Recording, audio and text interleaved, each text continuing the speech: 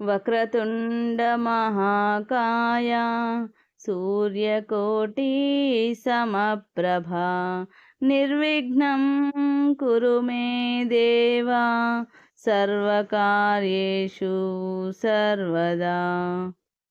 గురుబ్రహ్మా గురుర్విష్ణుః గురుర్దేవో మహేశ్వరః గురుః సాక్షాత్ పరబ్రహ్మ తస్మై శ్రీ గురవే నమః. చతుర్థ దత్తావతారులైన శ్రీ సద్గురు మాణిక్య ప్రభు మహారాజుల వారి చరితామృతము ప్రతిరోజు పారాయణ ప్రారంభించే ముందు శ్రీ మాణిక్య మానస పూజా స్తోత్రం పారాయణ చేసిన తరువాత ఆ రోజు పారాయణ ప్రారంభించవలెను. శ్రీ మాణిక్య ప్రభు చరితామృతము 36వ రోజు పారాయణం. చింతామణి బువ. ప్రభు భక్తులలో చింతామణి బువ ఒక పేరుగొన్న వర్గానికి చెందిన భక్తులు. ఈయన ఏ ప్రదేశానికి చెందినవారు అనే విషయం తెలియదు. వైరాగ్య స్థితిలో ఉండి సామర్థ్య సంపాదన చేసిన తరువాత ఈయన మాణిక్ నగర్ విడిచిపెట్టారు. రాయచూర్ నుండి షోలాపూర్ రైలు మార్గంలో స్టేషన్ ఉన్న అన్ని ప్రదేశాలలో వీరికి చాలామంది భక్తులు ఉండేవారు. ఈయన ప్రభు నామస్మరణ చేస్తూ ఎక్కడెక్కడో తిరిగేవారు. ఈయన ప్రవృత్తి చూసి చాలామంది వీరి అనుగ్రహం పొందారు.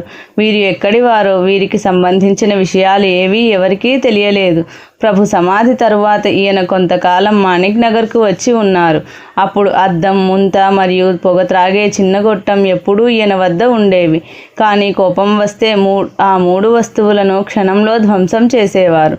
ఇక్కడ ఉన్నప్పుడు ఈ వస్తువులకు కావలసిన డబ్బు సంస్థానం నుండి దొరికేది. ఈయన నుండి ఎవరికీ హాని జరిగేది కాదు. అందరితో అత్యంత ప్రేమతో వ్యవహరించేవారు. వీరి స్వభావం తెలిసిన తరువాత వీరి విషయంలో సహజంగానే పూజ్యభావం కలిగేది. ఆయన తన శిష్యగణాన్ని పెంచుకొని ప్రభు సంప్రదాయాన్ని వ్యాపింపచేశారు. సంత్ రామ్ దాదా గవండి. చింతామణి బువాలాగే బయట తిరుగుతూ శిష్యగణాన్ని వృద్ధి చేయడంలో సంతరామ్ దాదా అత్యంత మహత్తరమైన పని చేశారు. వీరి గురించి తెలిసిందేమిటంటే ప్రభు సమాధి తరువాత సమాధి దేవాలయం కట్టే పని మొదలైనప్పుడు ఆ పని చేయడానికి సంతరామ్ నియమించబడ్డారు. దేవాలయం పనిచేసే నాగోబా నాయక్ అనే ఆయనను సంతరామ్ తీసుకుని వచ్చారు. సంతరామ్కి జీతం ప్రతి నెల 16 నుండి 17 రూపాయలు ఉండెను. సంతరామ్ మరియు నాగోబా నాయక్ దగ్గరి బంధువులై ఉండిరి. సంతరామ్ పుత్రుడు కూడా ఆ సమయంలో ఇదే పనిలో ఉండెను. దేవాలయ పని నిమిత్తం సంతరామ్ మాణిక్ నగర్ వచ్చారని అందరికీ తెలిసెను. అంతకుముందు ప్రభు దర్శనం ఎప్పుడు అయిందో, అనుగ్రహం ఎప్పుడు కలిగిందో వివరాలు తెలియదు. ముంబైలో ఈయన అనుయాయులు చాలామంది ఉన్నారు. ప్రభు యొక్క బిరుదావళి ముంబైలోని సంతరామ్ దాదా మందిరంలో పెద్ద అక్షరాలతో రాయబడినది. మరాఠీ రచయితకు కనిపించింది. దీని నుండి ప్రభు సాంప్రదాయాన్ని వ్యాపింపచేసే పని వారు ఉత్తమ రీతిలో చేశారని తెలుస్తుంది. శ్రీ ఏకనాథ్ గణేష్ భండారి అనే ఆయన రాసిన సంతరామ్ దాదా యొక్క చిన్న చరిత్రలో ప్రభువుతో ఆయనకు ఎంత ఆప్త సంబంధం ఉండేదో తెలుస్తుంది. ఈ లఘు చరిత్రలో చివరికి సంతరామ్ దాదా అనుభవాలైన కొన్ని ప్రభు చమత్కారాలు కూడా ఇవ్వబడ్డాయి. మహాసమాధి. దాదా మహారాజు. ఇప్పటి వరకు మేము మా ప్రియ పాఠకులకు ప్రభు చరిత్రలోని అద్భుత రమణీయ కథను నివేదించాము. ప్రభు అవతార లీల రసవత్తరమైన ఘటనలతో నిండిపోయింది. అవి అన్నీ ప్రస్తుత చరిత్రలో ఇవ్వడం అసాధ్యం. ఇప్పటి వరకు వచ్చిన భాగం నుండి ప్రభు చరిత్ర మా పాఠకులకు అర్థమయ్యే ఉంటుంది. ప్రభు చరిత్ర విశాలమై సముద్రం వలె ఉండడం వల్ల అది ఎంత పెద్దదో దాని లోతు తెలుసుకోవడం అసాధ్యం. అందుకని ప్రభు సేవగా అని మా శక్తి వంచన లేకుండా చాలా వరకు కథాభాగాలు మేము మా ప్రియ పాఠకులకు అందించాము. ఈ కథాభాగం నుండి ప్రభు యొక్క అద్భుత యోగ సామర్థ్యము, లోకోత్తరమైన గుణాలు తెలిసాయి. అందుకని ఎక్కువ విస్తరించకుండా ప్రభు చరిత్రలో ఈ చివరి అప్రియమైన అంశం ఇవ్వడం జరిగింది. ప్రభు దర్బార్ సామాన్య దర్బార్ కంటే పూర్తి భిన్నంగా ఉండేది. ఈ దర్బార్లో 5 ప్రముఖులు ఉండిరి. ఈ 5 బయటికి భిన్నంగా కనిపించినా అంతర్యామి వారిని ఒక దివ్య శక్తితో బంధించడం వల్ల ఏకరూపమై ఉండిరి. ప్రభు, దేవి, భయమ్మ, దాదా మహారాజ్, తాత్యా మహారాజ్ మరియు వెంకమ్మ వీరే ఆ పంచమూర్తులు. వీరందరూ ఒకే ఆలోచనలో ఉండి తాము పరిచిన బజారుని ఇక్కడికక్కడే విడిచి వెళ్ళడానికి నిశ్చయించుకున్నారు. ఈ పంచమూర్తులు ఒక్కొక్కరే అదృశ్యమవుతూ నిజధామానికి ఎలా వెళ్లారో ఈ కథాభాగంలో తెలియజేయబడింది. ఈ భాగం అప్రియమైనది, అంతఃకరణకు దుఃఖం కలిగించేది అనే విషయంలో సంశయం లేదు. అయినా బుద్ధిని జాగృతపరిచి ధైర్యంతో కథను రాయడం తప్ప గత్యంతరం లేదు. పాఠకులు కూడా మనసు గట్టి చేసుకుని శాంత మనస్సుతో చదవాలని విన్నవించుకుంటున్నాము. పై పంచమూర్తులలో దాదా మహారాజుల వారు ప్రథమ ప్రయాణానికి సిద్ధమయ్యారు. కొన్ని రోజులు ప్రభువు మరియు దాదా మహారాజుల వారు ఏకాంతంలో గడిపిన తర్వాత ఇద్దరు ఆలోచించి దేహమును వీడటానికి నిశ్చయించి చతుర్థాశ్రమమును దాదా మహారాజుల వారు స్వీకరించారు. శాస్త్రయుక్తంగా చతుర్థాశ్రమము తీసుకొని తల్లికి అభివాదం చేశారు. తల్లి రుణం నుండి ముక్తి కావడానికి ఇది ఒక మార్గమని శాస్త్రంలో చెప్పారు. ఆ విధంగా ఆయన ఆచరించారు. మాతృహృదయానికి కలిగిన బాధను సమాధానపరచటం అసాధ్యం. తన పుత్రుడు తన ముందే వెళ్ళిపోవడం చూడడం ఏ తల్లికైనా అశక్యం. అయినా కూడా ప్రభువు మరియు దాదా మహారాజుల వారు తల్లిని సాంత్వన మాటలతో సముదాయించారు. ప్రభు ప్రేరణతో మాతృశ్రీ అనుమతి ఇచ్చిన తరువాత దాదా మహారాజ్ యోగ మార్గంతో తమ దేహాన్ని 1861 సంవత్సరం పాల్గొన శుక్ల పాడ్యమి రోజు విడిచారు. వీరు పరమయోగులై మౌనవృత్తిలో ఉండేవారు. బీదలపై, దీనులపై, గోసాయి, ఫకీరు, బైరాగి మొదలైన వారిపై వీరు ప్రేమ కలిగి ఉండేవారు. మాణిక్ నగర్లోని అనాథలకు సహాయకారులుగా కూడా ఉండేవారు.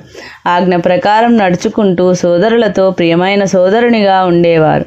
అందుకని ఆయన అదృశ్యంతో మాణిక్ నగర్లోని ఆబాలగోపాలం శోకతప్తులయ్యారు. తల్లి గట్టిగా ఏడవసాగింది. సోదరులకు కూడా అమితమైన దుఃఖం కలిగింది. కానీ ప్రభువు వీరందరికీ ఆధార చక్రం అవడం వల్ల ప్రభువును చూసి అందరూ దుఃఖాన్ని దిగమింగుకొని మాణిక్ నగర్లోని కార్యక్రమాలన్నీ యథాప్రకారం నడిపి దాదా మహారాజ్లను స్మృతిశేషులను చేశారు. వీరి సమాధి సంగమ ప్రదేశంలో చేసి దానిపై చిన్న దేవాలయం కూడా నిర్మించారు. ఆయన సమాధికి నిత్యం పూజ జరగడమే కాక వార్షిక ఆరాధన కూడా జరపబడుతుంది. దాదా మహారాజుల సమాధికి సంబంధించిన విషయం ఇతర చరిత్రకారుల కంటే షోలాపూర్కర్ గారు వివరంగా ఇచ్చారు. ఆయన ఇలా అంటారు: దాదా మహారాజ్ ఏ కార్యంలోనూ పాల్గొనకుండా, ఎవరితో మాట్లాడకుండా, ఎప్పుడూ ధ్యానస్థులై తమ ఆత్మానందంలో లీనమై ఏకాంతంగా కూర్చునేవారు. మొదట ఏ స్వభావం అయితే ఉందో అది చివరి వరకు ఉండేది. సమాధికి పూర్వం దాదాసాహెబ్ మరియు ప్రభువు 3 రోజులు రాత్రింబవళ్ళు ఏకాంతంలో ఉన్నారు. లోపల ఇద్దరే ఉండేవారు. గడియ పెట్టబడి ఉండేది. మలమూత్రాలు, స్నానం, నీరు, భోజనం ఏమీ లేకుండేది. లోపల వారి సంభాషణ ఏమిటో, ఏం జరిగేదో వాళ్లకే తెలుసు.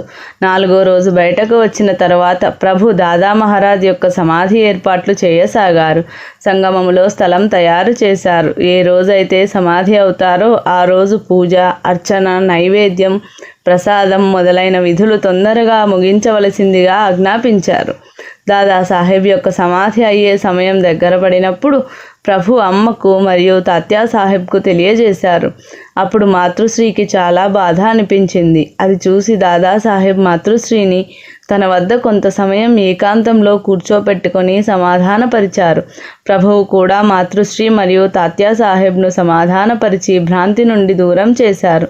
తరువాత బ్రాహ్మణులు వేదఘోష చేస్తుండగా, సంతుల, సాధువుల, బైరాగుల గళం గట్టిగా భువనమంతా వినిపిస్తుండగా అందరి సమక్షంలో మాతృశ్రీ మరియు ప్రభు సన్నిధానంలో దాదాసాహెబ్ యొక్క ప్రాణజ్యోతి బ్రహ్మరంధ్రం నుండి వెడలి పంచభూతాలలో లీనమైంది. తరువాత అన్ని విధి ప్రకారం జరిగి ధర్మశాస్త్ర రీతిలో ప్రభు మహారాజు 1000 రూపాయలు దాన ధర్మాలు చేశారు. టోల్ అనే ఆయన హనుమంతరావు దాదా హఠయోగం ప్రకారం దేహాన్ని విడిచారు అనే విషయాన్ని మాత్రమే రాశారు. భయమ్మ దేవి భయమ్మ గొప్ప గుణం వర్ణించడం అశక్యం. ఎవరైతే అసామాన్య దివ్య పురుషునికి జన్మ ఇచ్చారో ఆమె గొప్పతనం ఎలా వర్ణించగలం? భయమ్మ లౌకిక వ్యవహారంలో అమాయకురాలై చాలా మృదు స్వభావం కలిగి ఉండేవారు.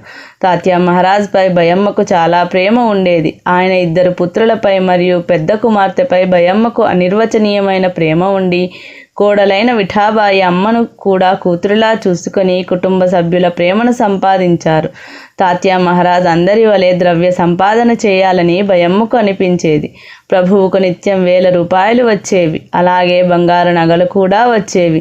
ఒక మంచి నాణ్యమైన చంద్రహారం ఎవరో ప్రభు మెడలో వేశారు. అది తన అధీనంలో ఉండాలని భయమ్మకు అనిపించి తన వద్ద ఉంచుకుంది. తాత్యా పిల్లలకు ఉపయోగపడతాయని నగలు సమకూర్చాలని ఆ తల్లికి కోరికగా ఉండేది. కానీ ప్రభు ఎలాంటివి కూడబెట్టనిచ్చేవారు కాదు. ఏదైనా కారణంతో కూడబెట్టిన ద్రవ్యాన్ని, నగలను ప్రభు తీసుకునేవారు. అలా ఎప్పుడూ జరిగేది. పై చంద్రహారం చాలా రోజులు భయమ్మ వద్దనే ఉన్నది. అందుకని ఆమెకు తృప్తిగా ఉండేది. ఒకరోజు ఆమె కడుపు నొప్పితో బాధపడసాగింది. ఎన్ని మందులు తీసుకున్నా తగ్గలేదు. చివరికి ప్రభువుకు విషయం తెలిసింది. అమ్మ దగ్గరకు వచ్చి కడుపు నొప్పి విషయం అడుగుతూ మెల్లగా ఇలా అన్నారు: అమ్మ, ఆ చంద్రహారం దత్తునికి ఇచ్చివేయి, లేకపోతే ఈ కడుపు నొప్పి తగ్గేటట్లు కనిపించటం లేదు.